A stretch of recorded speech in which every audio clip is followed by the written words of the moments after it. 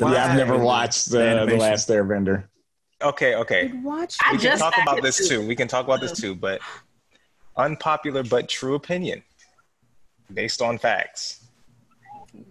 The story of Avatar: The Last Airbender Uh-huh. Oh my gosh. Oh my gosh. is a better story than You're trying to blow people's minds. Star Wars, the original trilogy.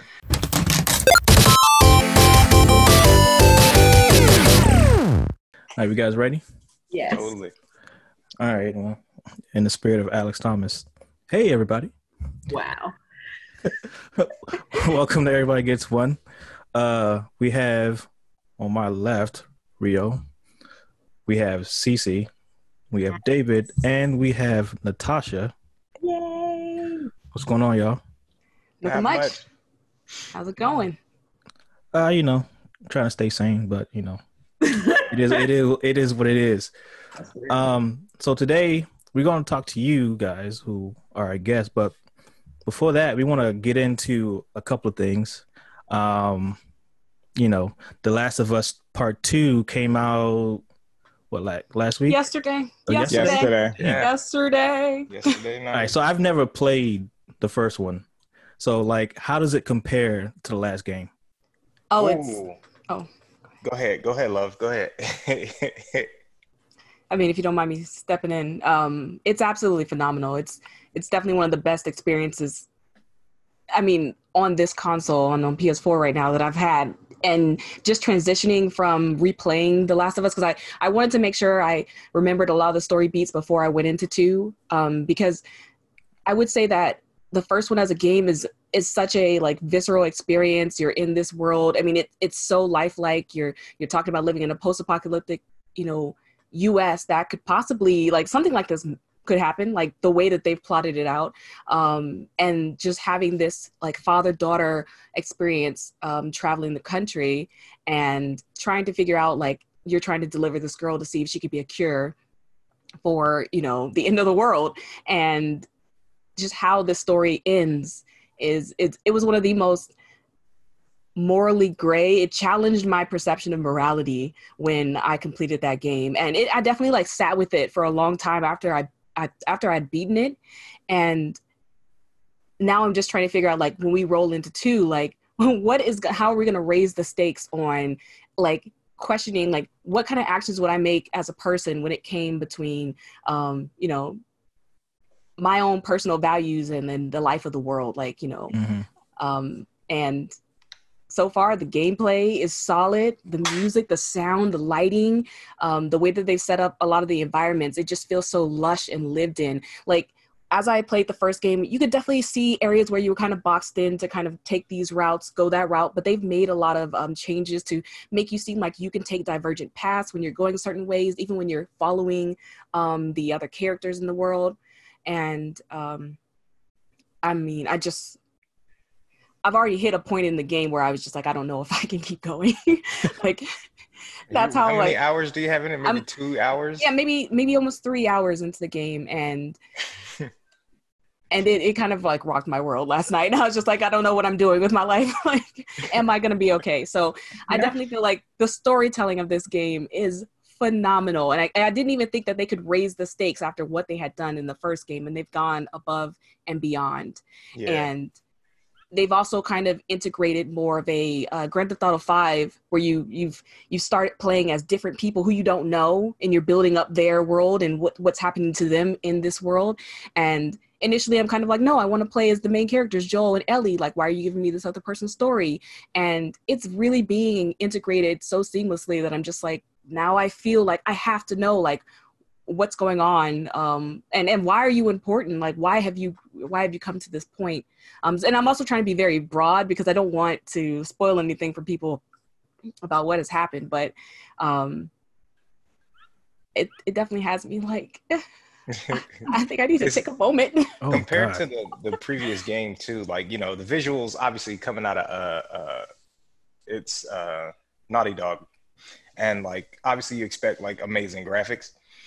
and it still raises the stakes, right? So like you look at the graphics of the previous game, and like Tasha was saying, she just finished replaying it on her stream, and so we were looking at the game like, this game still holds up, it's still pretty good. And then she cranked that other one up, and I was just like, oh my gosh, look at this snow! Like, look at it's real, and just the lighting too. Aspects of the lighting look amazing. Definitely, I mean, they put their foot in the graphics. It's really, really good. Okay, cool. I mean, based on what you said, Natasha, because I haven't played the game. I haven't even played the first game, and I've been meaning to. And I want you to play this game. I want to know how you feel about the game. Based on what you just said, is like you have to play it. You play as different characters, right? Because you mostly wanted to play as like the main character, Ellie. As playing as the other characters, we get an insight of their backstory on why they are how they are. Is there a particular character that you feel most sympathetic for? I mean, Joel, the main character, he's definitely one of his situation in this world is who I felt for the most, and then looking at his relationship with Ellie, and now we have a new character whose name is Abby in this world, and transitioning to her, I feel like I have just the super strong desire to just know her motivations, because right now it seems like the way they built her up for you to play, just hopping in and not knowing anything, there's angst there, there's like tones of revenge and things like that, but I don't know anything. I don't know what's happening. I don't know why she feels this way. And on the one hand too, her character design, she is like, so she's like the strong woman. She's so buff. She's like the whole time I just felt him. She don't skip leg day. She don't skip arm day. Like No. just playing with her too just feels fun, because I'm just like yanking up some of these clickers, some of the monsters in the world, and I'm just like, yo, look at you, come get these arms, and it's just like I just feel empowered like playing as her. But then I'm also like, I feel separated from the characters that I already love, and it's just like she has this kind of dark, unknown past, and I'm looking for the hope. Like, what are we doing now to then restart civilization in this world? Like, is that our path forward? Or is this going to be like a human versus human story? And right now, I mean, I'm definitely drawn to Ellie. She's the way that they've constructed her as a child and like maturing now in this second game, I'm definitely drawn to see like, how is she supposed to fulfill whatever her role is in this world? While also figuring out what Abby's motivation. So it's between the two. Like I desperately want to know what this Abby character's motivation is and why she's gone about like some of the things she's done and how she's had to live in this world. But I'm also here for Ellie, because I'm just like, I've grown with her in a sense, and I'm just like, but I want to be with her. I want to see what she's gonna do. What about you, David? Which character do you feel most sympathetic for? Oh man. I feel most I had to say, like, Joel, you feel for Joel off the break from the beginning of the first game. Just a couple of like, yeah. I'm gonna stay spoiler free, but like his but hold on for a second, like, because I don't know Joel. I've never played the game. But for those who haven't played the game, like, can you elaborate on like the first game, like what happened to Joel? All right, when you open up, like you're introduced to him, I believe, in his brother, right? And they're in that truck. Yeah. Him, his brother, and yeah. So you're introduced to Joel. He's like middle-aged, and right away you can tell that he's a dad, right? And without giving anything away, some turmoil takes place, and you're immediately like, oh, he hits you with the somewhat Disney feels, if I will. Disney Plus. Yeah, hit you with those up feels, and you're like, oh, that's not good. And then so from that point, you're kind of like rooting for this guy because you just know some bad stuff has gone down. And then like as you go through, he seems like this victim of circumstance all the time. It's just like he just happens to be here, and it's just like, well, guess I gotta be decent, right? And so in his efforts to like be decent, it propels the story forward. And then you, like Tasha said, you get to this point at the end of the game, and honestly, it's a point where I'm a big spectator. I can sit and watch other people like play through games like this. It's actually how she got me into Uncharted. But like watching this game, you get to this point and you're just like, I'm glad I'm not playing because I don't have to decide to keep playing. Because this isn't really it's a decision that the character makes, and it's that one of those moments where you're like dissonant between the character and what you might have done or what you think you might have done. So it's just like, oh, this is contention, like deep contention rooted in it, but you want to finish and you have to finish, and it's I feel like that's why we are so attached to him. And I would say too, it challenges that morality. Like in Telltale's Walking Dead, there was like a segment in the first game too where they polled, like, just seeing how players react. It calculates what choices people make, and it's a point in that game too where it's like a lot of players did not choose to move forward with playing the game at that point. Like, there's the stopping point in the game because the characters could not make a decision. And it does, like, it gives you that, like, this was my choice. Like, I chose to put this game down. I chose to stop, playing. I didn't want to have to make that decision. And it kind of like, of course you want to finish a game, but then there's certain choices where you just feel like you want to walk away. And this game doesn't give you that choice. And then it kind of like, it fights with your morals, basically. And it's not all people. All people probably won't feel the same way, but I think that's what this story gives to you, is just like, what would you have done, or what type of scenario, how would you react? Like, what are your moral values on how you think that these, characters should go about in this world? And again, like David's saying with, he's like a victim of circumstance. It's just like, you live in a post-apocalyptic world. Are you willing to kill, another human? Are you just okay with killing these infected people? Like, do you feel like these infected people are still human? It's like, where do you draw the bar at humanity, but when it comes to survival and protecting your own? Okay. I adding on to that point. So I've been being quiet because I'm like Uncharted, or not Uncharted. The Last of Us, the first game, is my favorite game of all time. Wow. Like, I love that game. Yeah. More than I've ever loved the video game. It's the only video game that I've ever played that I would like. It actually made me a little bit emotional. The only one. So I knew like there was something about it. But so like what you guys are saying, I like the victim of circumstance line. That's completely that's like the perfect way to describe Joel. But I feel like when you get to the end, the way that they wrote the game and the way that they structured the game and the path that it kind of forces you down, and you see the interactions and growth between Joel and Ellie. I think the reason that they don't give you a choice at the end of the game is because they want you to feel like that is the only choice. Yeah. Like, as the player. And I would definitely say on my replay, like, I actually was more comfortable with it. I think the first time I played it, I was very upset. I think I even like walked away. There were several moments too where I was just like, oh my God, what's happening? I don't know if I can process this. But I definitely feel like it has given me that perspective to see I've lived more in his shoes now playing it a second time. Right. Yeah. I'll definitely say the first time through, she played it and she got to this point and she was like, I'm not doing this. I think I want to say one time she died on purpose. She's like, this can't. Wow. Going down like this. Rio, didn't you like finish playing the game this morning? What? Oh no, part 2. No, I've been playing I've got way more than 3 hours. Oh dang, yeah. Yeah. I had to put it down a little bit. Yeah, I probably played for like 12 hours. Wow. Like I killed my PS4 controller. That was the only thing that stopped me from playing. Yeah. So yeah, it's I made a pizza. That was about it. That is awesome. Slightly concerning. Oh no. Yeah. I've been waiting years for this game. So it is giving me everything that I could ask for. So go ahead. Go ahead. Go ahead. But like you guys were saying, as far as like graphics, I mean, it's pushing the PS4 to its total max.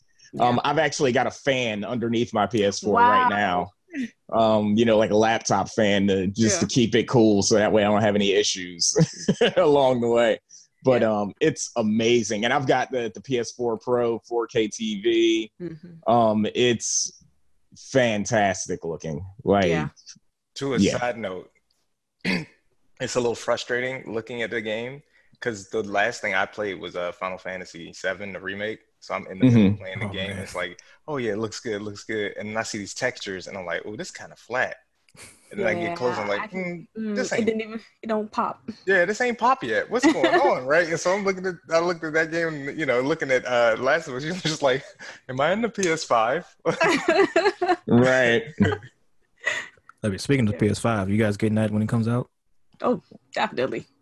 So you're going to get the first batch? Day one, yeah, I'm a first batcher. We'll probably get the first batch.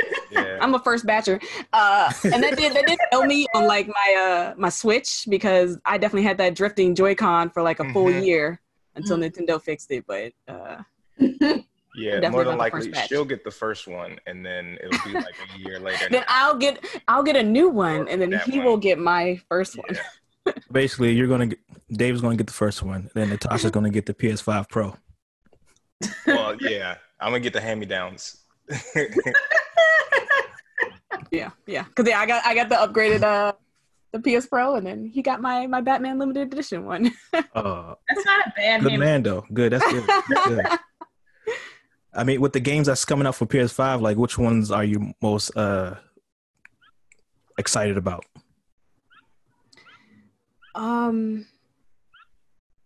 Honestly, that Arcane Studio game, I cannot remember the name right off the top of my head. Is it the one with the skating in there? No.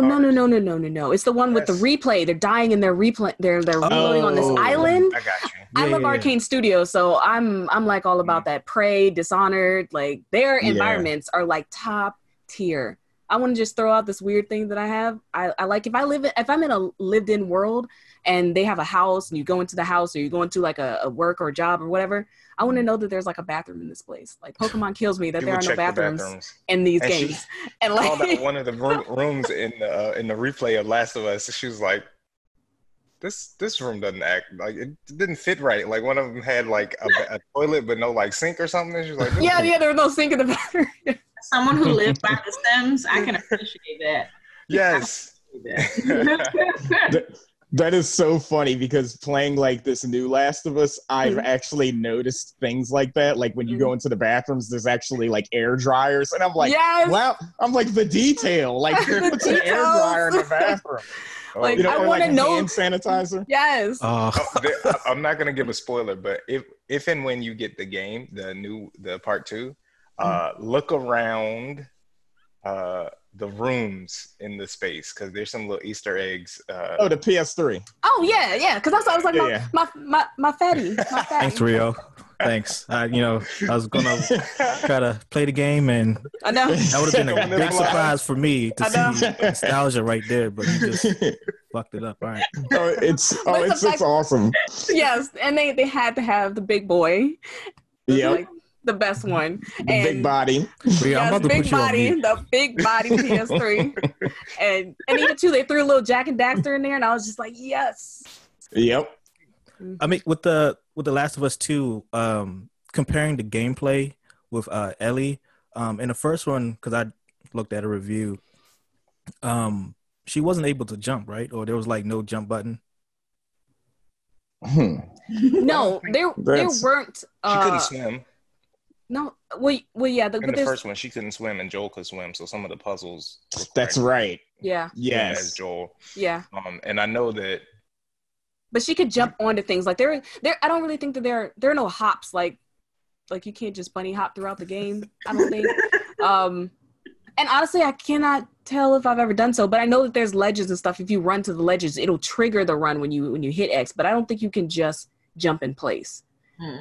As far as gameplay, but they've added a lot of nuances for maneuvering through spaces, and now there's like a prone, so you can like solid snake under stuff, and that they didn't have before. No box that you can hide in. No box though, no box. But shit. Yes, but definitely can hide under vehicles and crawl under things. Anything different about like some of the like clickers, or I don't even know the other types of infected. I've only run into clickers and runners. I would say the watching you in that first segment, like the first sequence of like combat, the way in which they attack, just it looks more cinematic the way when you're dealing with one than it did previously. Oh, there is a new feature. You get to dodge.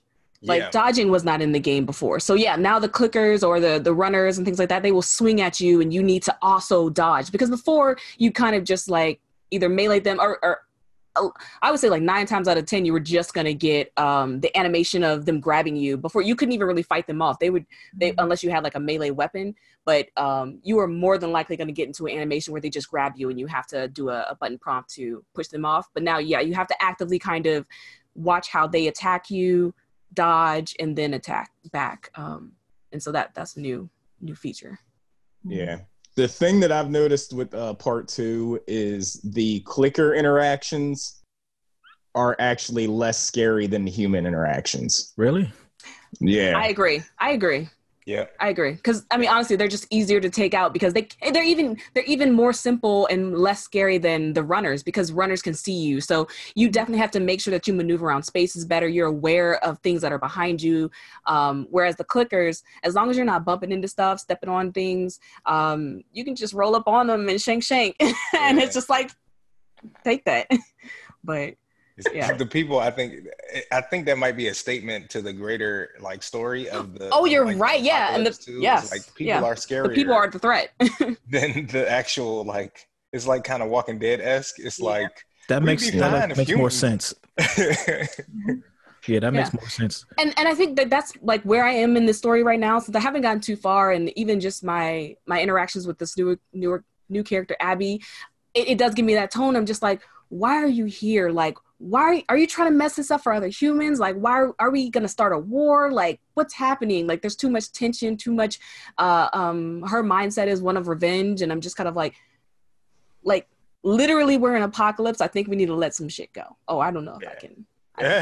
But I mean, you're gonna be on edge, like all the way around, like 24/7. You're gonna be on edge. So to kind of like let something go.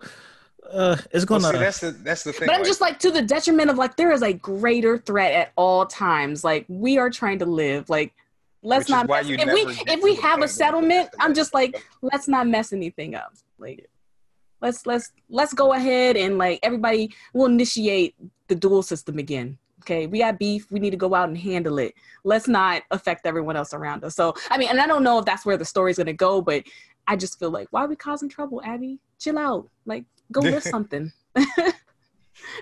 go bench some cars. Wow. Gosh, a gangster, yo. I mean, I feel like she is. I mean, I'm surprised she didn't shank David after not getting a mimosa with her breakfast. She just explained the G code in all of us too. Help. So I guess we're gonna move forward with the Ghost of Tsushima. Have you guys seen the trailers? What can you expect from this game? Like, what do you think is gonna like surprise you when it comes out July 17th? I think just like the vast open world. Like this is supposed to be like kind of a choose your own adventure, so to speak. You live. Oh, I'm so sorry. Go ahead, David. Oh, you're on mute. I was waving. It was. Oh. Wow. Right. No, go ahead. Oh, well, sorry. But yeah, this is supposed to be kind of like just an open world, almost stealth samurai adventure. So, I feel like they haven't really given a lot of information, and I haven't really been seeking out too much because a lot of times, people are always trying to like, just reveal it all.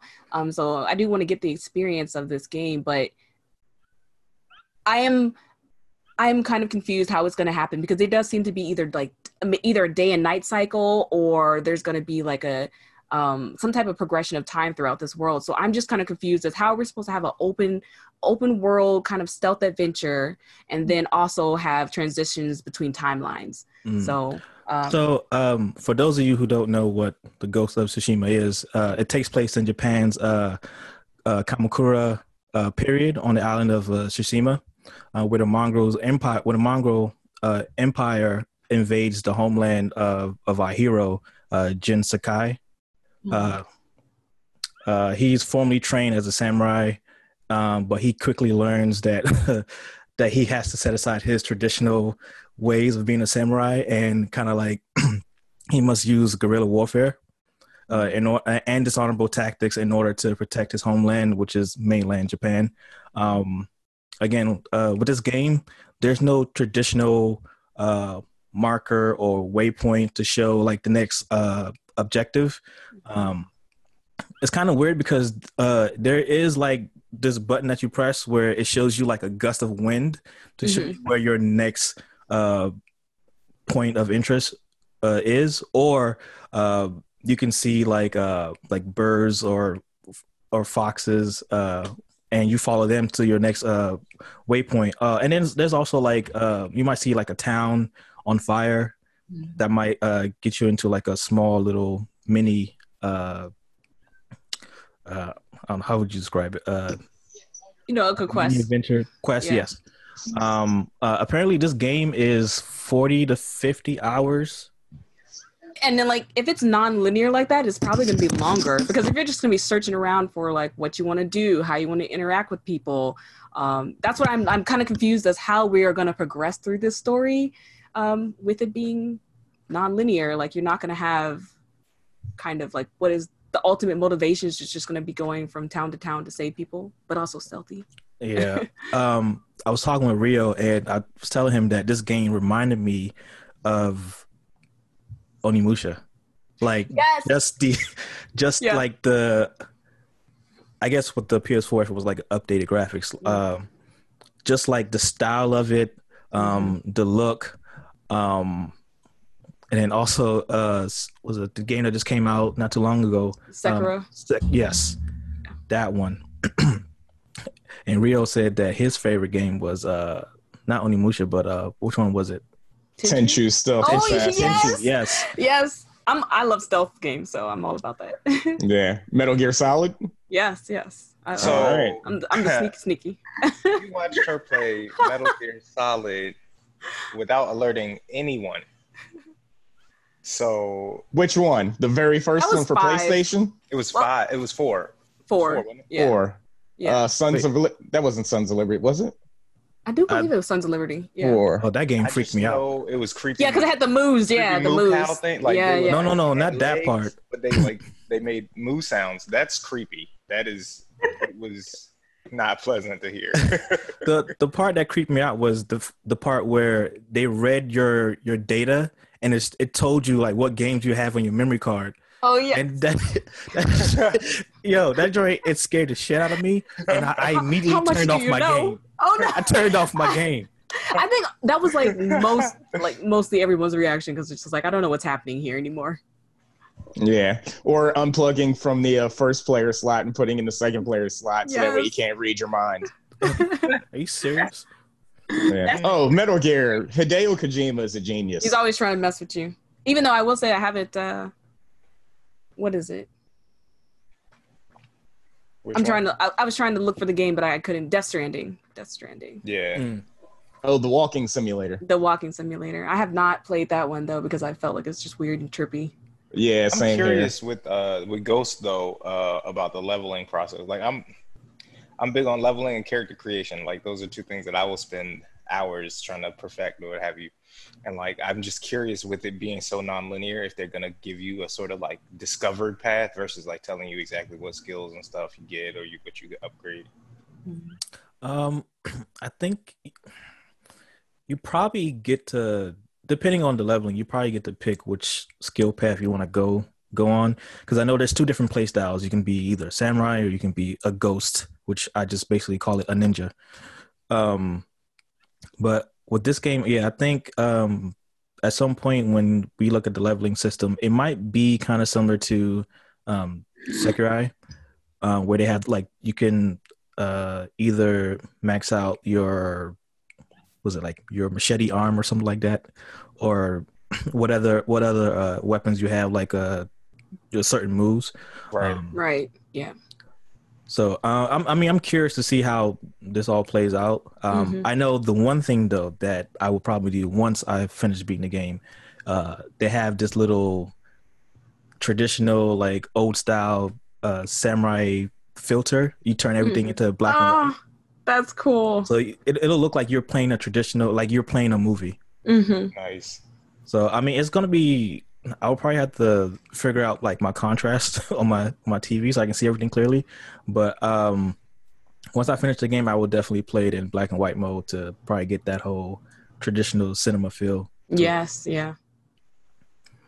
But I mean, Rio, what about you? You excited for this game? Because I know you like. So Flashing I really didn't pay any attention to this game until I went to go pick up my copy of The Last of Us. Wow. And the guy at GameStop sold me on it. So then he and I stood there and talked about it, and that was when I brought up Tenchu Stealth Assassins and like took him back like about 25 years. And but yeah, now I'm pumped. I'm ready for it because The Last of Us was pretty much it for me, like as far as games for this year. Because wow. Yeah, Spider-Man PS4 rocked me. That was freaking awesome. I love that game. Yes. And then after that, I've just been playing the ever-living crap of Modern Warfare. Oh my gosh. And the little kids. Yeah, I'm obsessed with like destroying 12-year-olds. So yes. Yeah.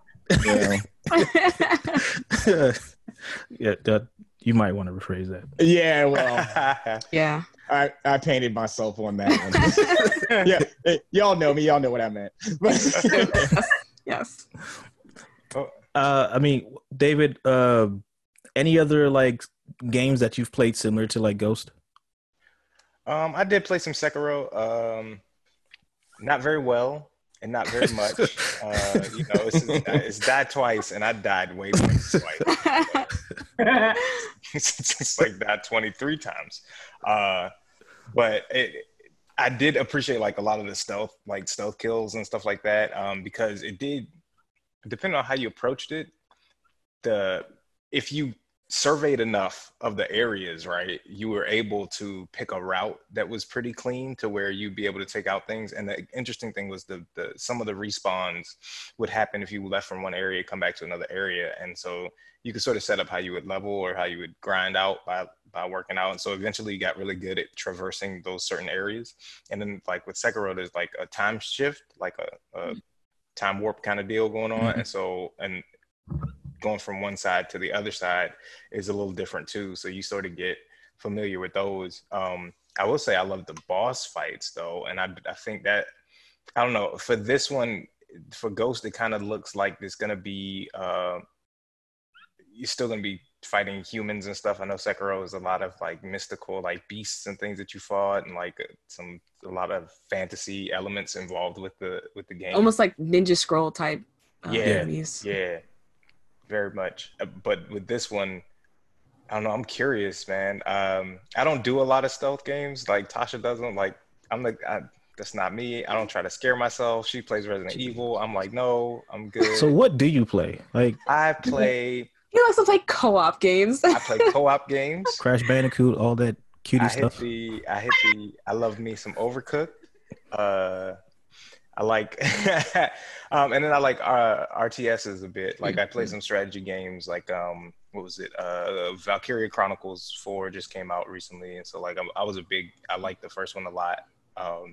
So I play those. And what do we normally play? I mean, I play a lot of multiplayer. I'm more of a like. Also, we just played Streets of Rage. Yeah. And that was fantastic. Like that was my game. Like, and as a kid, it was like go over my friend's house. A few 6-7 hours of just beating up people. Yeah. That was it. Yeah. So what was the best Streets of Rage then? That's Streets of Rage. Okay, that's tough. All right, I'm gonna say 2. I understand I understand your position. But it's really hard to say 2 without the mobility of Skate. So if you're playing anybody else as a kid, you're like, this kind of sucks because he can run around and no one else can. Right. Yeah. So I do like 3 for the dodge and the run feature. like the roll and the dodge. Yeah. Which on Streets of Rage 4, you have access to that on those characters if you're playing them in the fourth game, which is like pretty awesome. I am upset that the newer characters aren't able to do that, but yeah, I think 2 is pretty good. It's just pretty good. I just feel like 2 was the most balanced. I feel like 3 kind of. But you can't play as and I don't even feel like 4 is very balanced either. either. In 2, is that when you get to play as the kangaroo? No, that's 3. I want to say. Yeah. See, 3 takes it for me. Wow. You get to play as a kangaroo, dog. That's wild. You get to play as a kangaroo in Tekken too, though. That's the only game I played as a kangaroo. Like I've never what the fuck. And like when you see him in 4, and we were like, "Yo, can we get him? Like, what do we got to do in this bar to like get the kangaroo?" And so far, we have not been able to unlock him, and we haven't looked it up. If you can, just work in the bar. Okay. You're like, "Come on, bro. You try to right? Get out this bar. Like, this is animal abuse. Why they got you back here?" I beat up everyone in here. You're not selling liquor to these people. They're unconscious. I can't get over the fact that you can play as a kangaroo.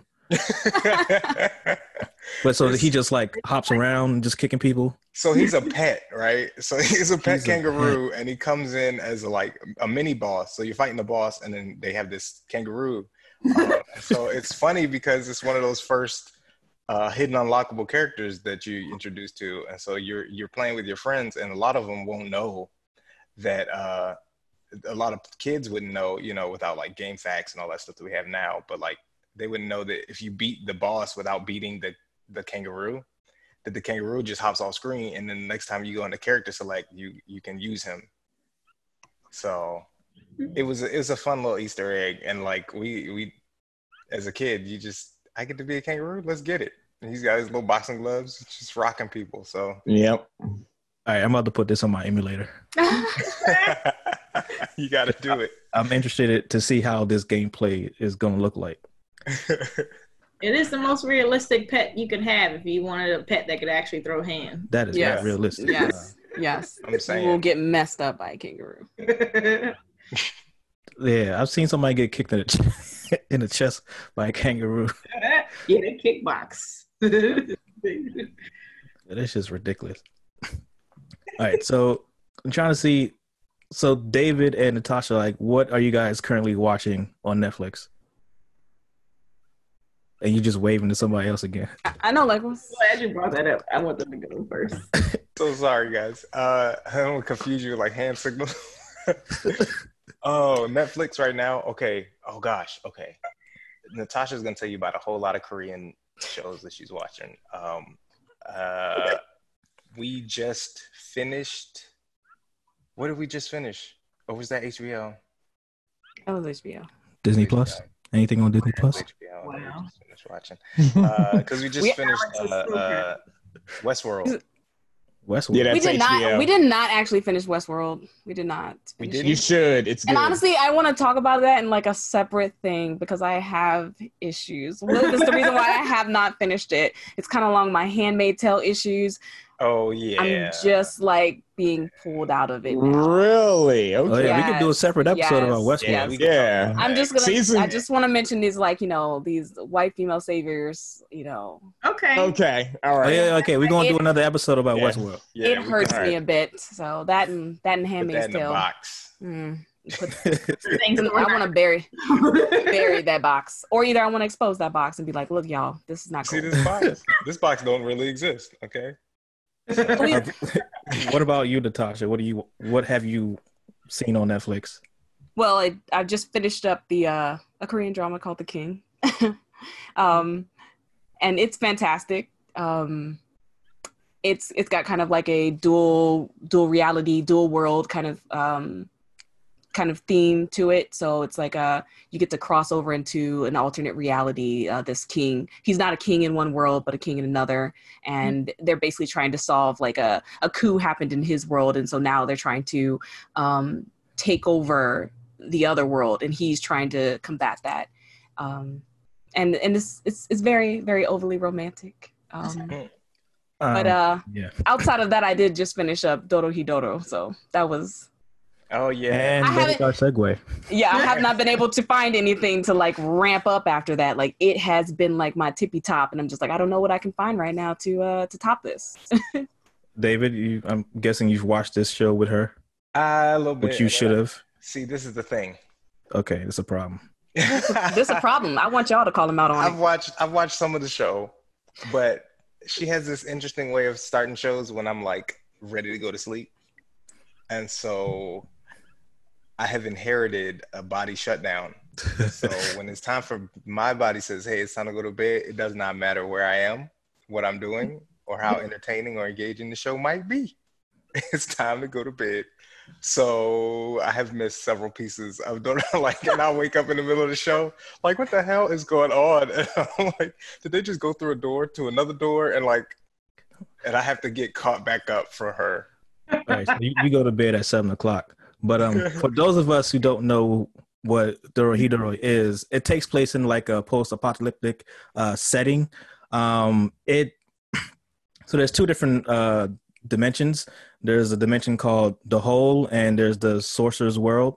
The Whole, basically, it reminds me of Akira. Mm-hmm. It's a world where the humans live, and some of them are like disfigured and disformed, and the reason is because of sorcerers. They come into their world to basically practice their magic or just fuck around. We have two characters. We have Kaiman, who's basically like a lizard man. We don't know his backstory. He's basically like an enigma within an enigma, because inside of him he has a person inside of him, and then he goes around with another our second character, the Kaido. She basically cooks all his delicious meals. She runs a restaurant. Secretly, she's also a wizard that Kaiman finds out later on in a series. But that really doesn't change the dynamic of their friendship. But Kaiman, he basically goes around killing sorcerers. And before he does that, he basically puts their head in his mouth, because the person inside of his mouth basically has to judge whether that person is the one. And we don't know who the one is yet. We kind of do. It was in one of those episodes. But it's kind of weird. It's weird. It's very weird, because you have sorcerers that can turn people into mushrooms. You have someone that can turn other people into like lizards, and transform into like a big ass lizards. You have a guy, his name is Shin, who could basically cut you up, but you're still alive. You don't feel any pain, but you're still alive. Like you're cut into pieces.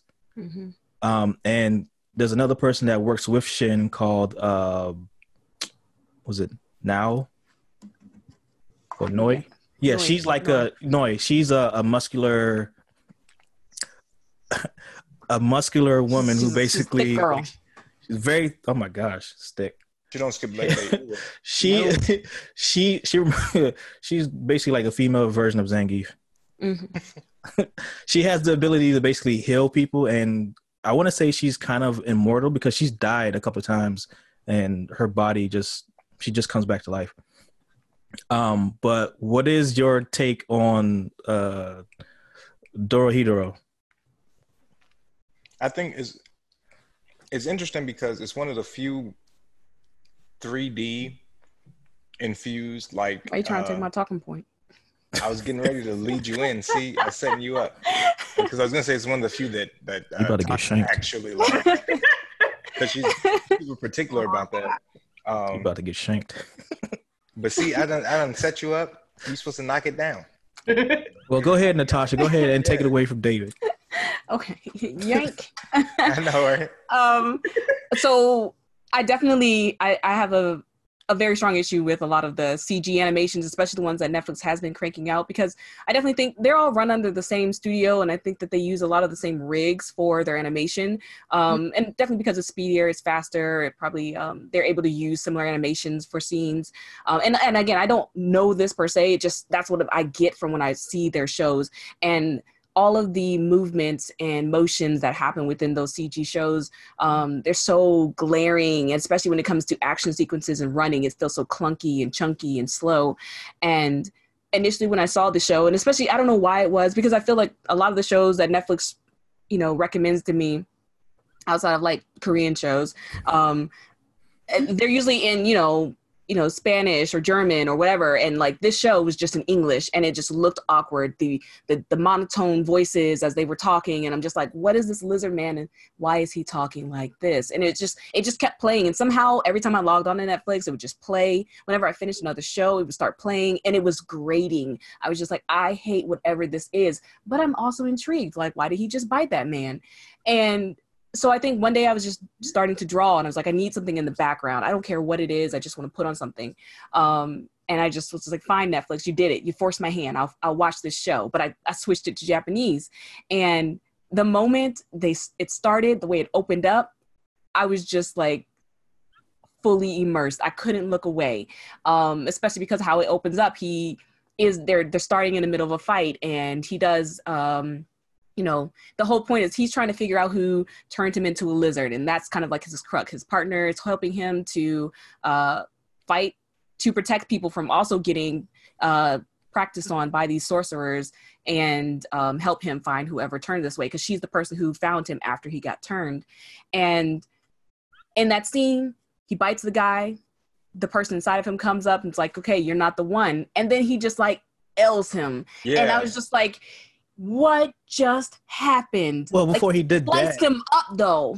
Before he did that, he was like, "What did the voice inside of my mouth say?"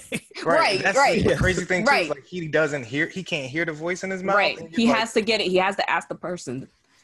That's what kind of threw me, was the fact that he doesn't even know who this person is inside him. But that's the whole. Yeah. He doesn't know. He knows there's someone inside of him. He knows that he's also been changed. He doesn't know how that correlates. So it's kind of this journey. Like, there's somebody inside me. I don't know if that was me or is me, and I need to figure out how this happened. We're tired, and then there's the whole crux of like, these sorcerers are coming to this place to just practice on people. We don't know why they have to practice on people. And you do find out later about, what their lives as sorcerers are like. But again, that opening was just so bombastic. I was just like, what just happened? And the fact that it was like magic is like, okay, more magic is involved, because I don't think I'd really paid attention to the trailer outside of him just chomping people and him showing bits of that.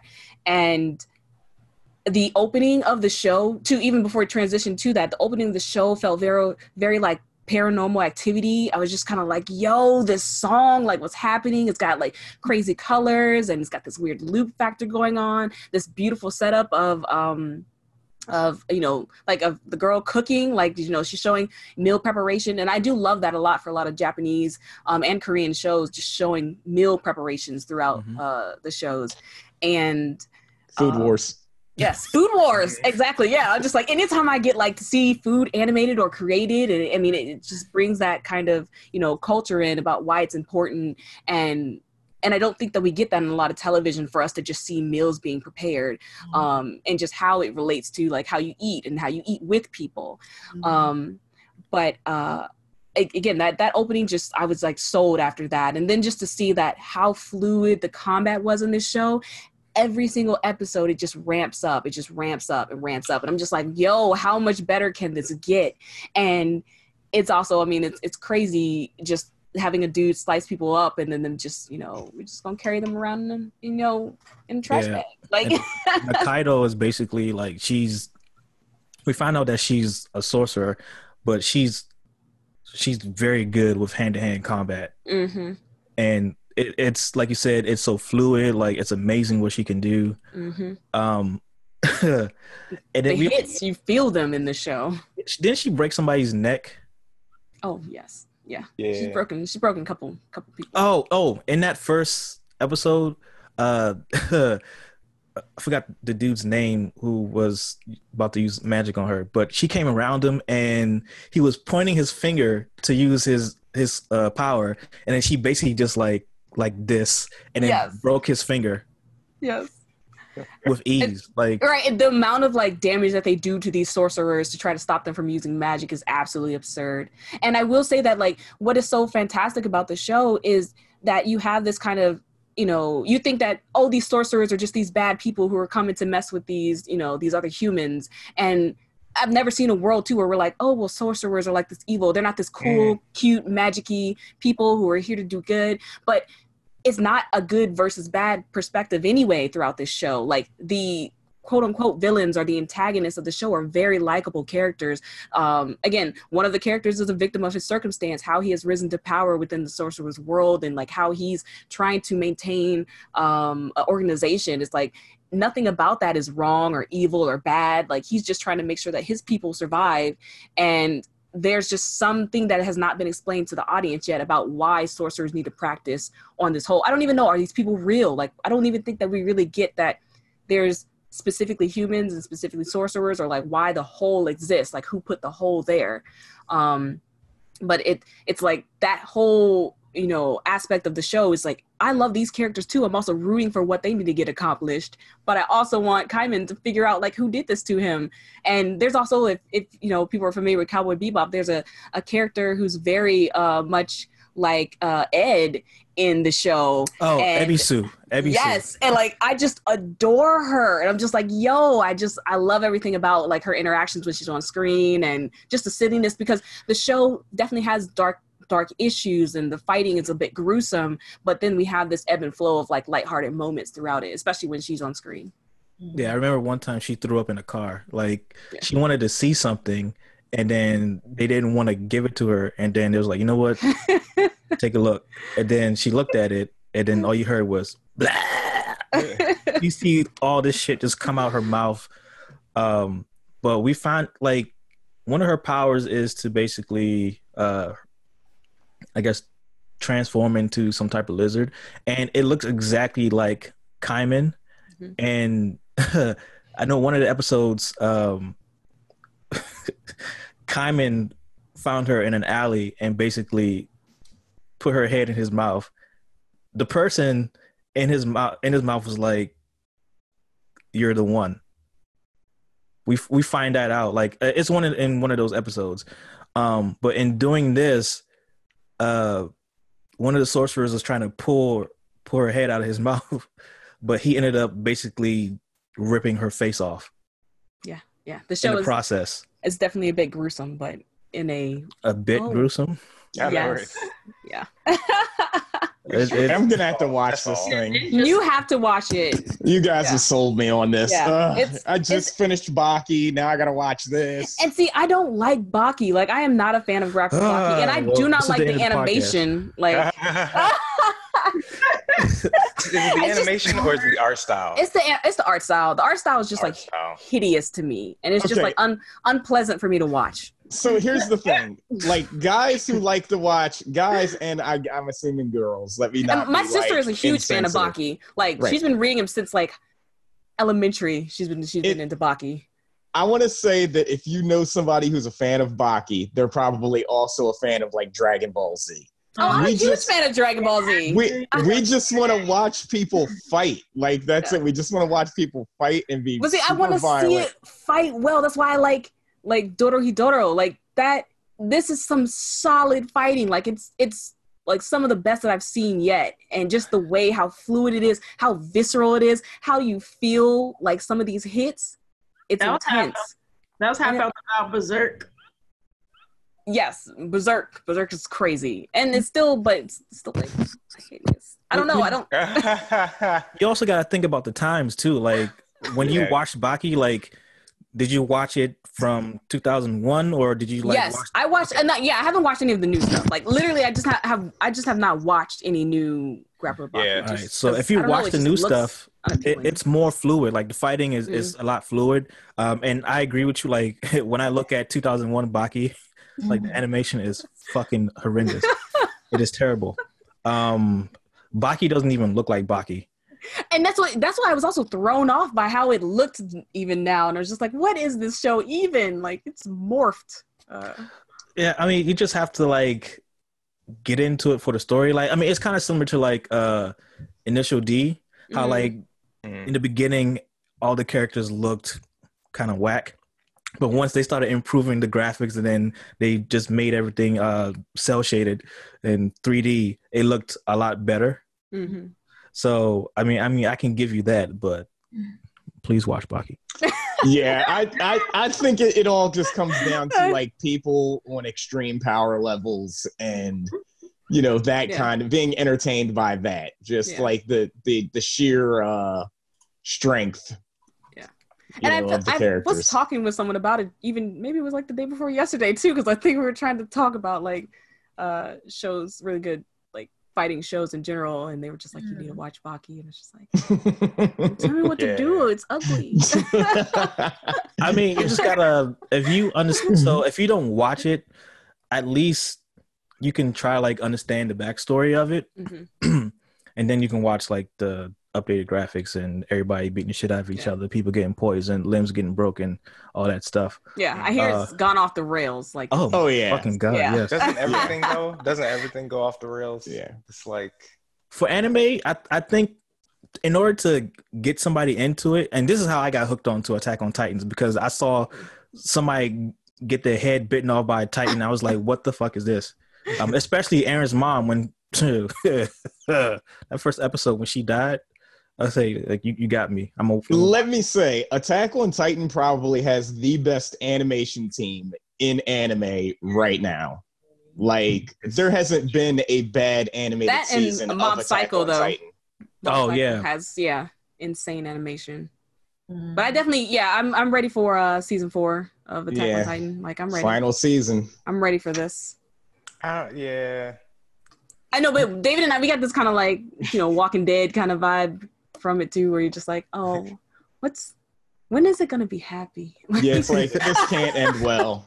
Yeah, it's a lot of political aspects to it though. Like, just eat them all. Just eat them all. No, I'm done with you people. Gotta eat them all. Yes. We're up here arguing politically. These people, I don't know if you all noticed, there are giants. Yes. The wall. Everything you're concerned about is not as important compared to the giants. Yeah, one little crack in the wall, and it's game over, man. Problem. It's like, guys, this is not a good look. Like, that magical wall is supposed to keep the Titans asleep forever. Like, you just putting cement over somebody's eyes. Yeah, it sounds like Game of Thrones. Oh, no, it's not. See, even with Game of Thrones, you get to the point where it's like, no, you're right. In that aspect of like them trying to quell the fear, like how people never wanted to believe that there were, the White Walkers and stuff like that. Mm-hmm. Like, people are like, yo, bro, there's going to be a problem when winter comes. And people are like, nah, yo, but like, but I want to be king though. And you're just like, but the greater threat though. King of who? If we die. We're gonna. I just realized we're living Game of Thrones and slightly Attack on Titan. Just a bit. So you two watch quite a bit of anime then. Mm-hmm. All right. So here's a question for you. This will be a good one. Demon Slayer or My Hero Academia? Which one are you picking? See, this is not fair. This is not fair. I feel like they're not. You can't argue them. That's why it's a good. Yeah. That's why it's a good question. You have enough backstory on us. I feel like they're not even comparable. At this point, I personally. I already know you're gonna say My Hero. Yeah, I would probably say My Hero because I'm big on lineages. As with like a Naruto and stuff, like Yeah,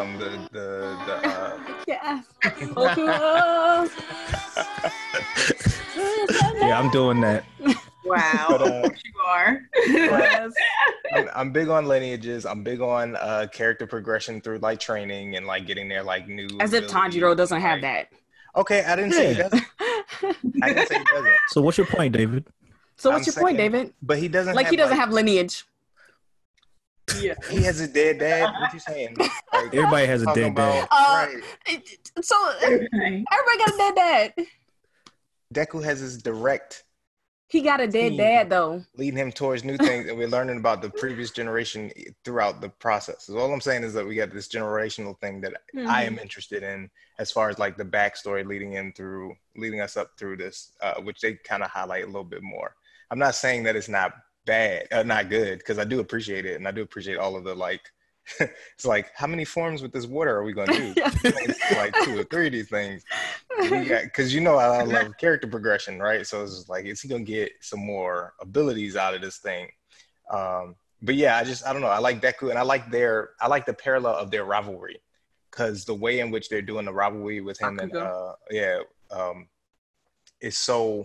it's unique compared to a lot of other places. A lot of things, like with Sasuke, it was just like, you be bad, I'll be good, we'll keep clashing. And like with this, he's like, I refuse to be bad, even though I'm a jerk, but I refuse to be bad though. So it's like, I like that nuance. I'm on the same side with you. So I guess we're gonna go with the 2 My Hero people. No, I love My Hero too. I was gonna say My Hero. Were you gonna say My Hero? I was gonna say My Hero because I mean she's a main character. Yes. I won't say hop on, but she loves herself some main characters out of story. Now, I'm Team Vegeta. I'm Team Inosuke. I will say I am Team Vegeta. I'm not Team Goku. Team Bad Dad. I'm not about that life. Yeah, I was Team Goku as a kid. Father is not a good look. Nope, Vegeta's way better. Nope. Frieza. When Frieza killed Vegeta, we all talked about that, man. Weeped.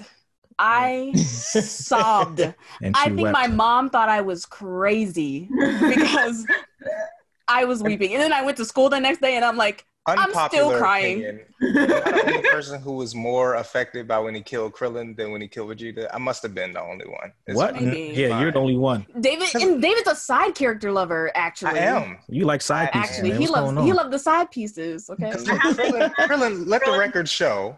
Krillin started out stronger than Goku, okay? And he started out as a horrible person. And then they grew as friends. He was a dick. And then you know what happened? A dick. They both they both became friends. And then you know what happened? The writer gods was like, you know what? He's going to be the Saiyan, and his power level, we're going to figure out how we can write it. So it's going to change whenever we need it to. You know what they said to Krillin? Fuck this guy. Very true. Yeah. Who got it worse, Krillin or Yamcha? Yep. Yamcha for sure. Yamcha for sure. Because Krillin got Android 18. Like he's true. Yeah. Yamcha. Daddy Krillin. Yeah. Yamcha's the king of L's. Krillin accepted his secondary status and was like, "It's cool. I'm gonna live my best life regardless." Yamcha lost his girl to Vegeta. Yes, and and Vegeta to me is like a Zuko. Like Zuko, I feel like Zuko's progression is kind of like a Vegeta, progression as far as I can see that. Mm-hmm. I can see that. Like we saw so much character development from Vegeta, and I don't know if you guys are particularly like looking at the Dragon Ball Super manga. I fell off of it early on. See, there's another reason for that. And Vegeta was trending the other day on Twitter, and I was just like, I don't even know if I'm gonna look this up. Yes, you should. You should. I was just like, and he's trending in a big way. Okay, because at first, but I was like, I saw one where it was just him in the rain, and I was just like, yo, if he is like dead, I will burn something down. Like, I think he's far from dead. Okay, yeah. At this moment, this weekend, this is Vegeta's weekend. Until Goku does something. Of course. Until the writers say, hey, don't forget about our boy. Let's give it back. But all right, pass the ball. Okay, then no spoiler. I want to find out about Vegeta, No spoilers, but it's a very you'll be happy. Game. I was happy. Okay. Because I was worried. And like no one around me though was talking. Like I don't even know if David was like seeing the trends, and I was just like, yo, why is no one telling me what's going on? Like with Vegeta, my sister didn't even contact me recently, so I need to know. I mean, if you need to know, you might have to go way back. Oh no, yeah, I'm probably gonna have to go way back. I mean, I definitely need. We would have to go way back regardless, because we did not keep up with Super like at all, really. I think Beerus, what's the last thing you remember? I don't need. Did you guys at least finish the Tournament of Power? Right. Did you watch the anime? Mm-hmm. Okay, yeah. So the Tournament of Power was it for the anime, but the story continues after that in the manga. Mm-hmm. I was pretty done with that. Like, I don't know. It's something about DBZ. Again, David is like a secondary character, even though he did his boy wrong, Gohan. David is a Gohan lover, and he fell off the show after Gohan got turned into just a schoolboy. Let's Videl, you're the one Videl. I fell off of DBZ as far as like or Dragon Ball Z going into GT, but primarily Dragon Ball, when it started to look like, oh, we're not actually going past the ball. This is going to be Goku's show regardless. When in the Cell games, at the end of the Cell games, when Goku is conveniently, mystically floating next to him while they're shooting the Kamehameha, it was like, back off, Dad. This is my shit. Nope. I got this. That was it. That was the moment where they're like, nah, we're not going to grow this character. And it was like, nah, we're going to make him go to high school, fall in love with a girl, and be stupid looking in the Saiyaman outfit. Be a family man. God. That was when I was like, I'm good. I'm with you on that, though, actually. I'm with you on that to an extent. It hurt my soul. This Ultra Instinct crap, I don't like that they did in the Tournament of Power. Like, but I'm not even... I'm gonna take us so far off. Yeah, don't get him started. Oh, yeah. Don't get him started. Okay. I'm the same way, because I get into my secondary characters that I love that people shit on, and it's just like, it's a bad look. It's just like, talk about our Arkham Knight and how they did. Don't even talk about it. Don't even talk about it. All right. Well, we're not gonna talk about it. But but moving on to Disney Plus. David, you work for Disney, don't you?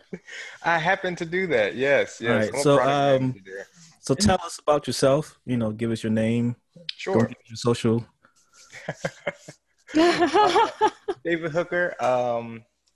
Hail from the East Coast. Then we moved out here in California, and I started over at Disney in QA. I was doing their mobile game testing, and then I moved into their web product development. So like right before the launch of like Disney Plus and stuff like that, I started working on their websites. So Disney.com, StarWars.com, basically just building out the features and the systems that the content creators use Disney to Plus. make good content and whatnot. Disney Plus, not directly, so I'm okay to talk about it, because if I worked on it directly, I wouldn't be able to talk about it. But I can talk. I helped put up some stuff and try to get as many people to use it as possible. That was the move. That was the move for quite a few weeks. It was just like all hands on deck. Get everybody on this. So what is it like to work for Mickey Mouse? Yo, it's interesting. There's some okay. You got some stories. Go ahead, say it. I do have some stories. So like, okay, I'll say it's interesting because there's a lot of perks to work. You get access to the park for certain positions and things like that. But there's also like, there's this side of it that is still corporate, and like it's weird. So you come in with like the sort of happiest place on earth, but you also know that it's corporate and that there's deadlines and that people are like, I'm smiling, but you really don't need to F this up. So let's make it happen. Which is hilarious to watch, especially if you're like sort of introduced to it, because you see the power structure of different groups and stuff. But it's cool. It's again, I'm working in tech, so I'm still able to work. There haven't been any issues as far as like with COVID and the parks and stuff like that. And they make a whole lot of accommodations for folks. So do I recommend it? Yes. So. All right. So what you're telling me is that I can give you my resume. All right. I'm totally saying that. All right. Recruiter's gonna get tired of me. I'm like everybody. I mean, besides like, what would you say is like the most challenging part of like working for Disney? Okay, so when I was and I don't know if this is exclusive to Disney, but I would say with big multimedia places in general. But like when I was with the QA side, it was the most challenging part was we would get everything at the end, right? So it would be like, you gotta like crunch out to get this stuff done. And a lot of times people would be passing things over to you that you wish you would have seen a little earlier. So you could have been like, you messed up here and I can't actually pass this. And so it's gotta go back. And I knew it was gonna have to go back before I even started checking. So I wish you would have let me know you were sending this through, because I'd have reminded you we would have had this problem. So that was the issue, is like just getting things done, and like it's all coming to you at the end. You're the last line of defense before it goes out to the consumers, right? On the product side, it's the issue is like there's always gonna be something else and you had to sort of cushion and prepare for the part that you didn't realize was going to take place, because there's a lot of planning, there's a lot of pre-planning. So like our schedules, my schedule in particular, I'm looking at stuff and it's about 3 weeks before actual execution of what's about to happen. So like having that many layers backwards trying to plan forward is kind of shikamaru like. You're like, all right, get this and then get, okay, so they're gonna need this and back it up. Okay, the designers got to approve it by this time. And then, okay, that's gonna give the devs a couple weeks. Go ahead and put in a couple more days of cushion because it's gonna have a bug and it's gonna come back through. So you're playing this like Rain Man kind of a chess game in your head. And I say that's the biggest thing, but the best way to combat all of that is just over communicating. Mm-hmm. Like I think that's the only thing. We only run into hiccups or issues when it's like a drop in communications. Okay. That was a good explanation. Awesome. All right. Everybody ready to go ahead and turn in their resumes? That's good. No, I give you my, I got your, I give you my email address. But like, how did you, like, the day that you found out that you're going to be working with Disney, like, what was that feeling like? Like when you got the accepting email or whatever. I don't know if they mailed the letter to you. All right, so I had 2 days, right? So the first day, because I was contracting and I just got the contractor spot. So the first day I was just like, oh, bet. I finally get to work over here, and I finally get to work in games because I was like, this is something we've been working towards. And so I finally got the opportunity. Honestly, I was just like hyped to jump into it and get involved into it. And then second letter came after I had interviewed and got to this position that I have.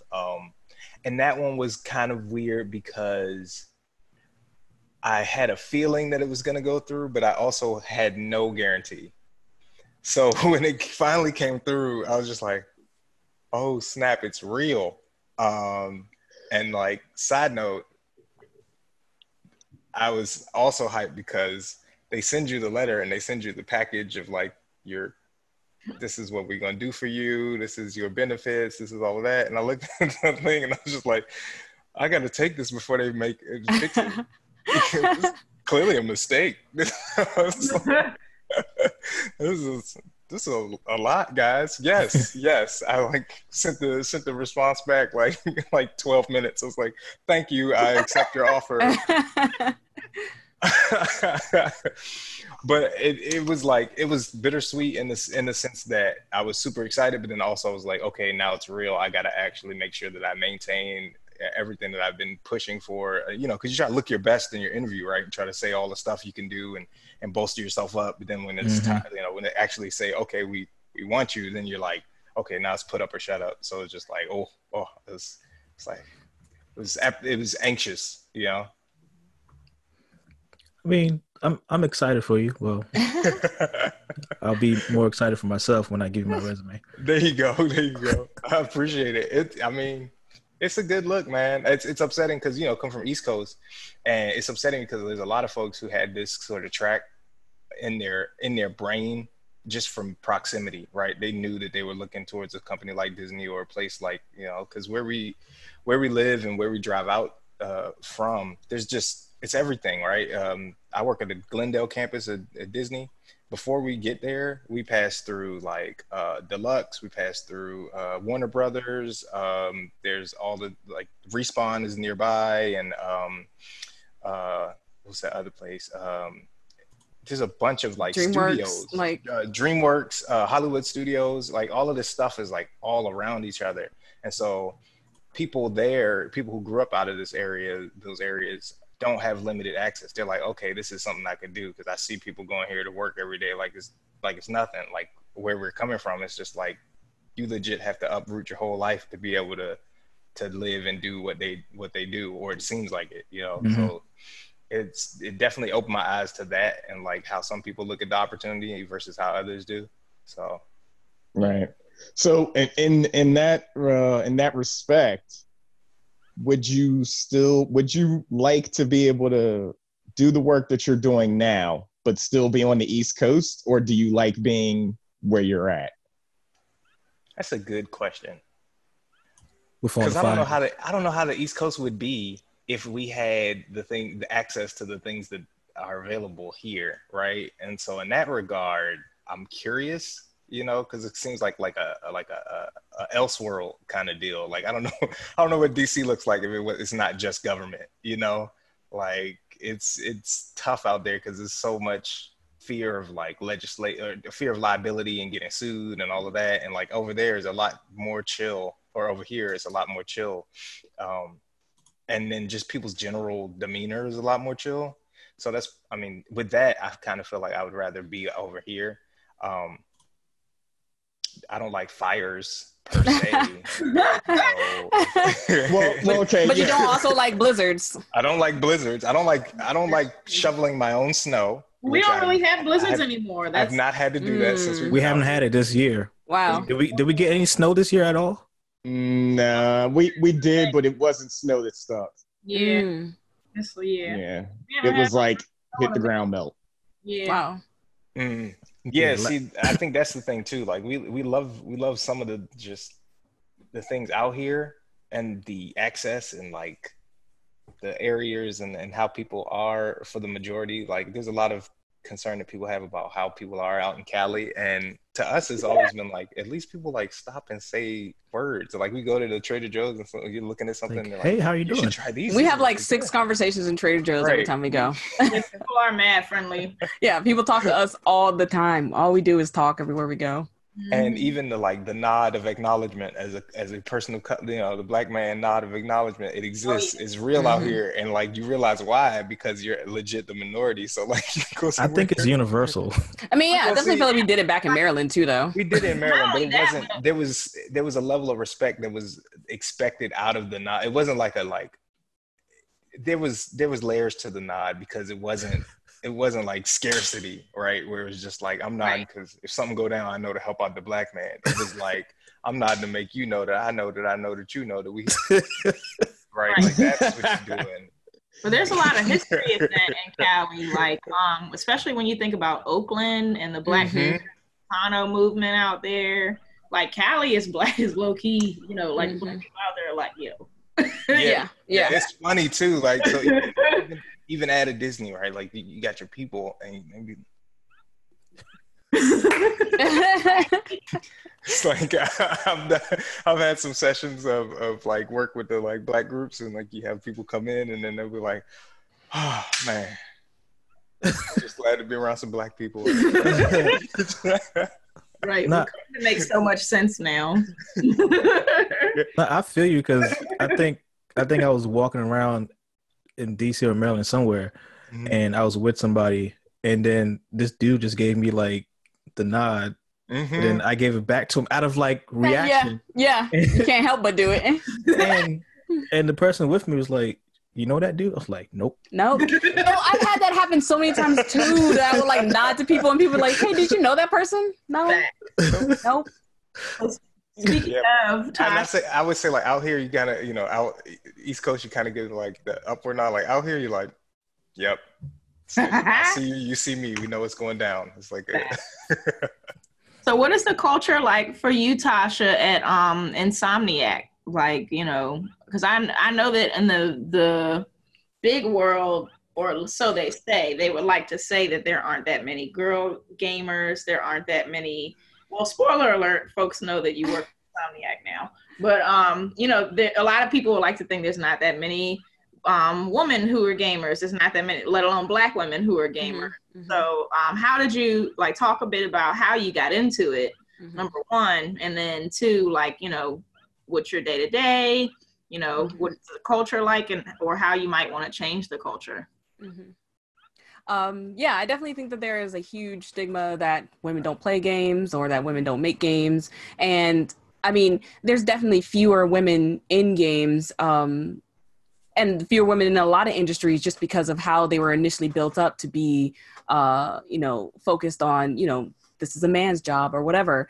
But I think too, when it comes to your pastimes or whatever you were into as a child, it's having someone around you who can tell you that this is something you can do. You can get into these things. And I look at it even with like working at Disney, like David's saying, like having things in proximity. When I lived on the East Coast, I did not like, I've been playing games. I feel like I came out of the controller with a womb. I mean, I came out of the womb with a controller because I just, it's been everything I've known since I was a small child. And it's like my father plays games, my mom plays games. Like when we would have like family time, that was usually what we did. If we didn't play like regular board games, we always had a game system in our house.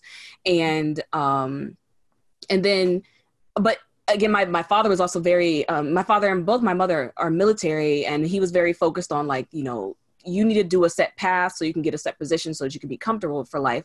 But it never was on that creative side of like, do animations, you draw, like get into art, like make movies, comic books or video games. And so it definitely was not something in the forefront of my mind that I thought I could do until I was even in college. My sister, my god sister, she actually, she's 4 years younger than me, and my godmother was like, look, you love games, you love art, like, why don't you make them? And I'm sitting back like, what are you talking about? Why are you telling her this? How can you do that? And so she finds like, my godmother does all the research and is like, yo, there's schools that teach you how to make games. And of course I know all of the success stories of people who started companies in their garage, Tim Schafer's and things like that. But it was not something that, as a job or as a career that you could pursue, that you applied to. I never thought I just hadn't had it on the forefront of my mind that I could do so. And so seeing my sister go to school for game design, she went to school at Ringling in Florida, and then she went to GDC, which is the Game Developers Conference. And so her school sent her out there. And so she was like, look, you need to come out here. You need to do this. I know you love games too. And, she was like, they have a volunteer program. It's called the Conference Associates, and you can sign up to be a conference associate to volunteer at GDC. And so when David and I moved out to California, we applied, and I did not get accepted, and David did. And it rocked my world because I was on this. I was like, look, yo, Kane went to this thing. We need to do this. We need to sign up for it this year. And he waited till like the last day, the day before the application was submitted, and boom, got accepted. And I was devastated. I was like, yo, this is my life. This is my love. Like, I love games. Like, how am I not, picked for this program? And and it's a very thorough process. They, how they do get volunteers, because they want to make sure too that people who have been doing it can come back and do it, but there is also new people who get introduced to it, and making sure that it's the focus of that the attendees have the best time of their life here, while you also have the ability to take part in the sessions and the meet and greets and whatnot of other developers while you're there. And so side note, thank you, Bowie State, for teaching me how to get that essay written, procrastination 101. So I got accepted. She got waitlisted, right? And so she was still, in the event that people were moved out or what have you, she would be couldn't make it, or were sick or whatever. Like she was on this wait list, but we really weren't able to see exactly how deep the wait list was or what have you. But go ahead, I don't want to cut you off. So then we, David, I think like it was the day of that we actually drove up to, or we took a mega bus up to San Francisco, and David's just like, look, we're just going to go up there together. I don't care. I'm going to take you with me. Like, we're going to do this. And I'm over here, panic attack. Like, this is not going to work. We're going to go up to San Francisco. We're not going to have any money. Like, we literally had just moved out to California, and I mean, we were scraping by. So I was definitely like, I don't even know if this is right for us right now. And, so we went up there, and as we're going, he emails the head of the program, the conference associate program, and says, look, my wife is waitlisted. We're coming, or I think it was just his girlfriend at the time. But he was saying like, look, we're going to come up there. I know that she's waitlisted. Is there any possibility that she can get a spot, if there's anything open? And he hits him back like, yo, someone dropped out today. They had a family emergency, and she can do it. And it was just like, oh my gosh, we were like in San Jose, about an hour out of San Francisco, when we got the call that I could actually participate in the program. And so it was that program that actually changed my life and actually allowed me to meet people who, when I got my first job working at Respawn in QA. So I am a QA analyst at Insomniac right now, and I was able to get into the industry because someone saw that I was a volunteer at GDC, and they were like, look, you know, it's such a monumentous conference for the game industry. And it's something too that anytime I hear people saying that they want to get into the industry, I definitely think it's fundamental that they attend this conference, either as a student, as a volunteer, like as an attendee if they can afford a ticket, because just the amount of people you get to meet, just the and because I really feel like it's, in so many aspects, it's who you know that helps you get, you know, to various places in life. It's about building those connections, building those friendships. And I had someone that was able to speak for me too as a conference associate when I applied to Respawn, and they were like, yo, yeah, let's bring her in, let's interview her. And so that's how I got my first industry job, working on Titanfall 2. And well, also, she wasn't just like the conference, to paint a picture of the conference. The conference is the largest game developers conference that happens, right? And so there's a bunch annually, and this one in San Francisco is the biggest one. It takes up 2 buildings. What's the biggest one in the United States? Because they have, in the U.S. Yeah. So when you have the conference, you need, there's about 400 volunteers that all come together to work in various areas to help check badges or sign people in, or help with the speakers and when they need help, or work the info desks and booths and things like that. So Tasha did so well and was able to work with people so well. And a lot of folks, it's a really good environment. A lot of these people, I don't know how this dude is able to read essays and tell that people are actually good ass people, but like every time that we've gone, we haven't been like, man, this group sucks. It's like, we've been doing it for like 6 years now. This would have been our 7th year if COVID hadn't took away from us. Yeah, but seventh consecutive year volunteering, well, now it's a paid position. Yeah. But the thing is that she was able to interact with all these people. And again, like you said, networking is so big in this industry, and then just in the entertainment industry as a whole, right? You see people who overlap and have worked on this project and that project, and then they pull in people that they're like, I really liked working with that person, so I want to work with them. And the conference was like our first baby introduction to be able to do that. And so when we did, and just get a fundamental overview of what game development is, because I think that there is such a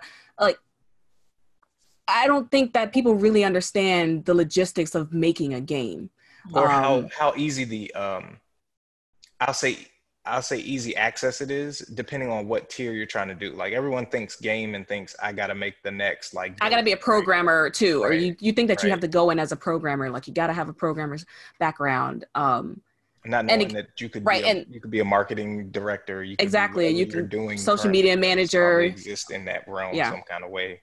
Mm-hmm. And and that's too, like, the people there also encouraged me to take that step to applying to the industry. And a lot of times people do look at QA as like kind of this entry level job. And I definitely think the industry as a whole is working more to make it declared as this essential position, because it is like, you can't ship a game without it being thoroughly, tested. QA'd and tested. It's vital. So like, it's absolutely vital, right? And when I first started over at Disney, the testing I was doing was certification testing. So it's like, these things have to be in the game, or the game can't be approved to go out the door. Like, it won't be added to the Apple Store. It won't be added to Android Play. And it's like, you assume that this group that they're hiring to do this needs to be as important, right? Structurally, hierarchy wise, like, you got to accept that this is super important, because you make no money if your game doesn't launch, right? You have the best artists in the world, the best programmers in the world. If you don't have somebody to check that box and double check to make sure that this actually happens, or that it has the right age gate or whatever, then it can't launch. Or if it doesn't launch, it gets pulled. So it's like, it's super important that people even just recognize the position. Yeah. True. And so like right now, it's kind of like my mission as a Black woman to like encourage more people of color to get into games. And I will say, like, at Insomniac, it's literally the best place I've ever worked. Like, I've worked for, Parks and Rec, I've worked at other game studios, and it's literally like, I just want to copy and paste Insomniac across all studios, just because it's such a phenomenal place to work. And I think too, like, the goal of the studio, it very much aligns with my own personal goals as far as like just creating a positive and lasting impact on people. And that's like what I want to do in my own personal life and my own my own art and my own like projects that I'm working on. And as you know, being in QA, I definitely feel like Insomniac gives me the foundation to kind of do what I want and where I want to go within the company. And again, like I didn't know that games, like I could actually work in games, and I just want to make sure that like other people do know that this is an opportunity for them. And again, you could be like a Foley artist. Like if you just want to make sound effects, if you want to either program controller rumble or do just like animation, just being an animation artist or a map painter. Like, to be honest, there's a job that a lot of people just disdain, and it's rigging. It's technical. Actually, being a technical artist is like. So you'll put the basically the bones of the animator. Put the bones in the Before the animator can animate, the bones got to go into the character, and like someone has to sit there and put all those joints and associate them to the right spot in the arms and legs and all of that stuff.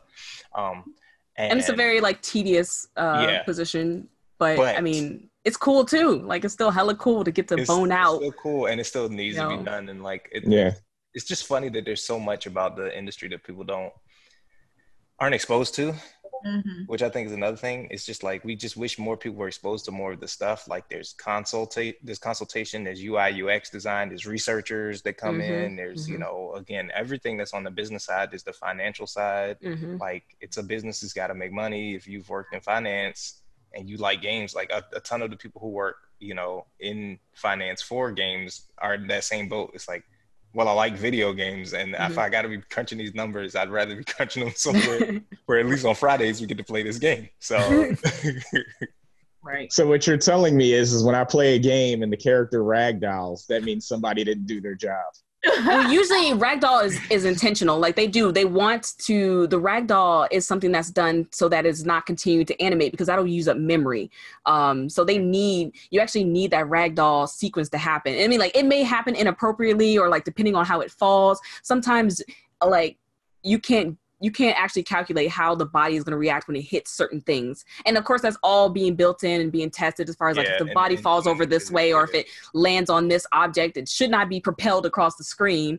But it's like when usually you see that one, you know that you're playing Skyrim and you hit somebody and you hit them, and then they just like chart off the map. But again, it's because they dropped everything that they used to animate that character, so that it's not being calculated at all. You know, it's not being run, so that it's just gone. Right. Physics don't matter. Physics, all of it, anymore. Exactly. Yeah. But you do want to just kind of plop down on the ground. All the other things, I just feel like they're happy accidents. Yeah. So Rio, how many times have you respawned in Call of Duty into a wall? Oh my gosh. Actually, in this new one, I haven't ever. Oh, wow. But some of the death animations are hilarious. Like, yeah. Like when you get hit with an explosion and go flying into a wall, like you literally just press up against the wall like a pillow and then slowly drop back down to the floor. But another thing that I want to say before we segue this again, you working for Insomniac, and you saying that you love working for Insomniac and it's like the greatest place on earth besides Disney. Disney Plus. I believe you 100% because Spider-Man PS4 is the best iteration of Spider-Man, isn't it though, in media that has ever been made. Like it got everything right. Wow. It was so good to play did. that game and not know anything about it, because she was working on she works at the place that made it. So perhaps she was working around people who are also working on the game. It got whatever inferences you need to, right? But I couldn't know anything. I told her I want to be fresh, because one of my favorite games, if not my favorite game, for a long time was Spider-Man 2. Yes. Yep. Game. Yes. It's the truth. Yes. It was legit. Like so much of that game was just like perfect. Like the swinging and being able to swing with because if you played the first one, you knew that the swing animation was basically the same animation. Yeah. And you were swinging on like, you were fighting Hobgoblin in that first game, and you were swinging in the sky. You were near no buildings, but you were just swinging, still fighting. Right. Weren't grabbing on anything. Right. Just air grabs. But like the second one changed the game. It was crazy good. And I was just like, when she told me that, you know, when they released and said that they were going to be working on this title, I was like, the swinging has to be good. Right.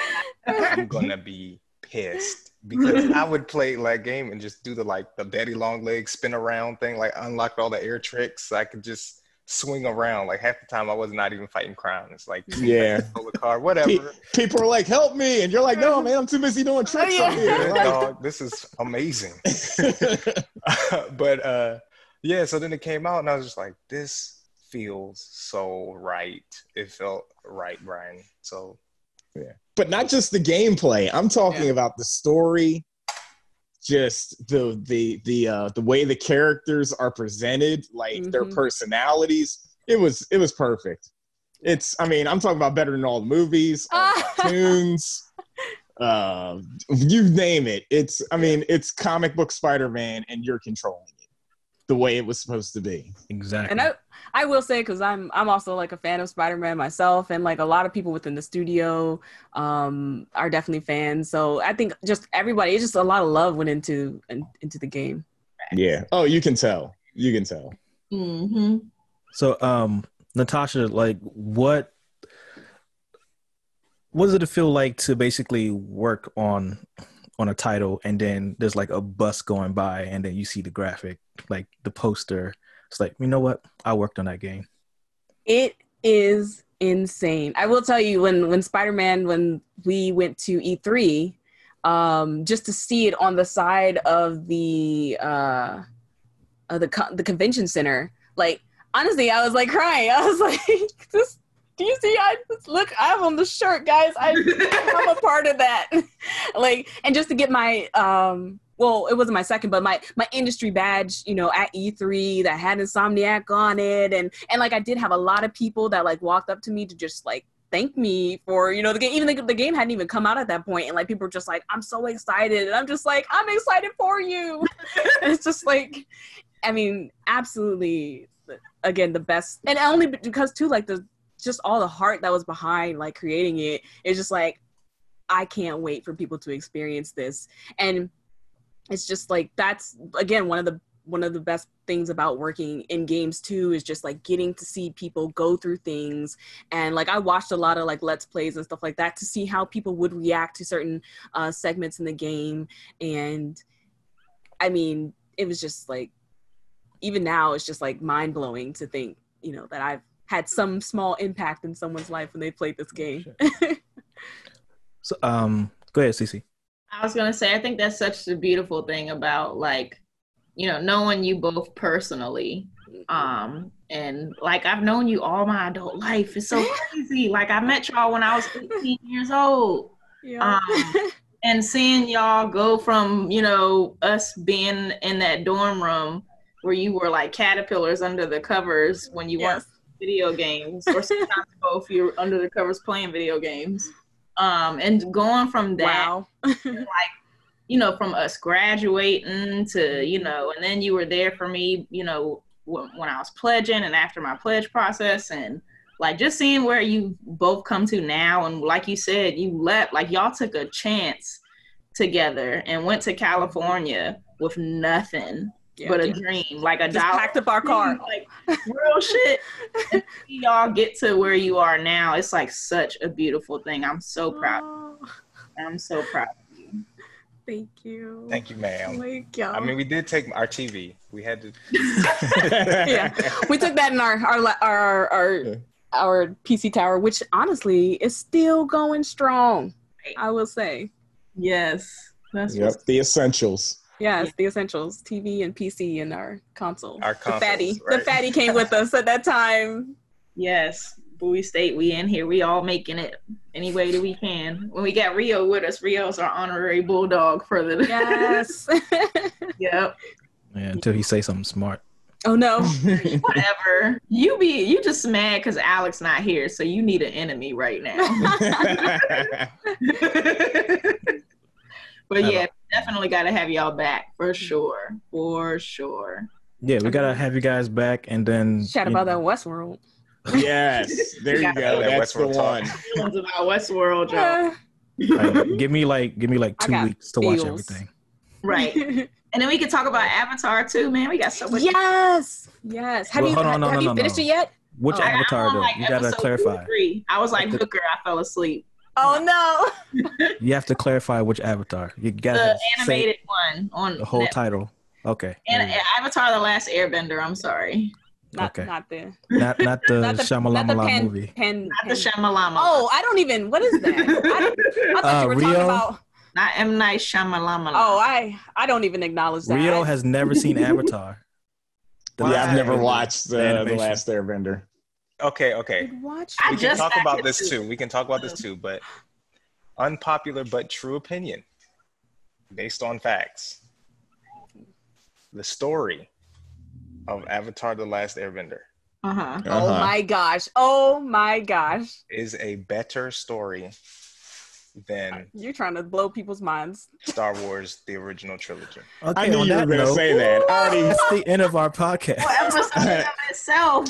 I knew that's what I don't know how I knew, but I knew that's what you were going to say. Okay, so now I really got to finish watching the series. Yeah, that's our soundbite. Thank you, David. Yo, this is gonna hurt a lot of people's feelings until they sit with it. Not saying that both aren't great, but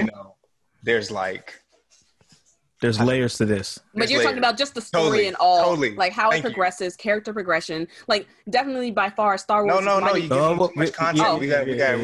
So content. We need content. We're gonna end this right here. So, won't you guys, give us your? I mean, it's right there on the bottom, but for people who are listening on Anchor and Spotify, won't you guys give us your social medias where we can follow you? If you don't mind people following you. All of them. David, you go. Alrighty. I am it's gonna be Hooktastic. Oh, you got some sound. So somebody open up the plastic bag. What's going on, David? I tried to give the slight point to Tasha to be like, go ahead, you go first. My bad. We don't catch all of these all the time. I didn't.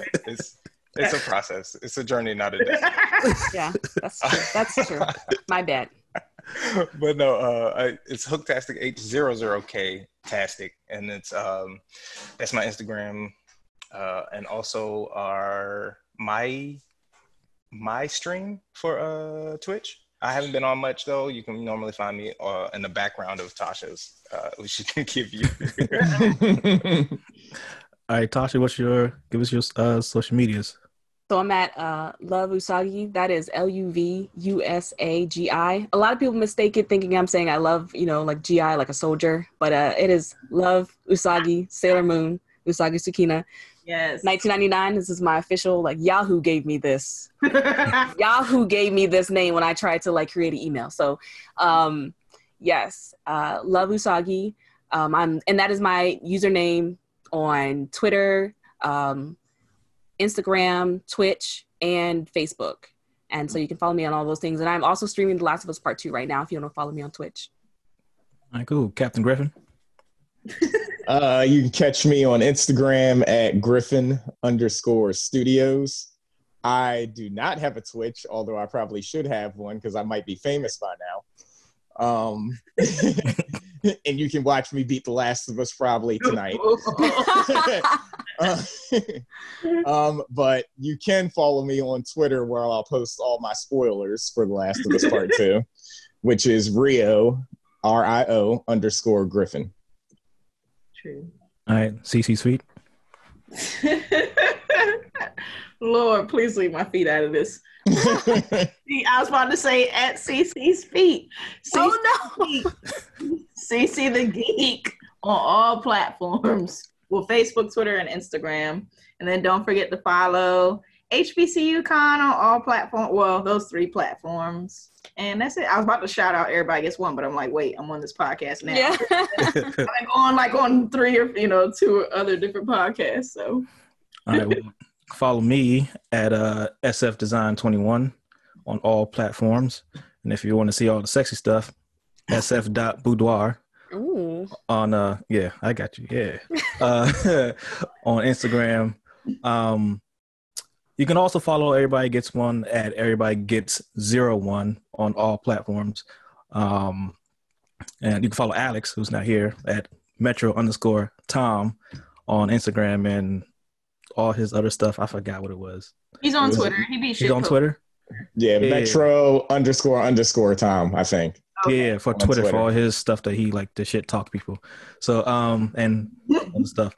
But yeah, I mean, that's the end of it. And just make sure you guys follow and subscribe on Instagram as well, and on our YouTube page. Yeah. So with that, we'll see you guys next time, and we got to get you guys back in 2 weeks or when I finish Westworld. Yes. I'm always down to chat anime too. Oh yeah, I got a whole fucking list, but we're not gonna get into that. You got plans. Y'all about to bring her on for all things anime. If it's DC, Marvel, or in between, I got you. She probably got you too, but I got you. Also, okay. Cyberpunk was a look real. Cyberpunk. And I was gonna say I am getting the collector's edition, so if you want to do like an unboxing, Okay. Oh, yeah, something like that. Yeah, but Yeah. even though it got pushed back, I thought it was gonna be July, but okay. I should have done an unboxing. Yeah. True. Wow. Yes. Look who's on the back. Oh I was my like, goodness. what? That bitch. Don't say nothing. Yeah. So with that note, bye niggas. Oh my God.